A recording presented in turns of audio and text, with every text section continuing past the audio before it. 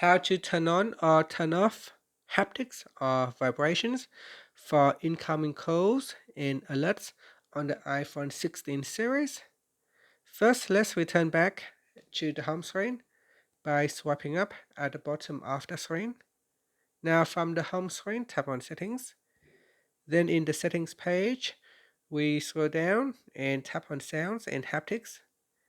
Next, go down and tap on Haptics. In here, to always play the sound, to always play the vibration or the haptics, select Always Play. Or to turn it off, you can choose Never Play. And in between that two options is the Play in Silent mode or Don't Play in Silent mode. And that's it. After, you can swipe up to return back to the home screen. Thank you for watching this video. Please like and subscribe to my channel for more videos.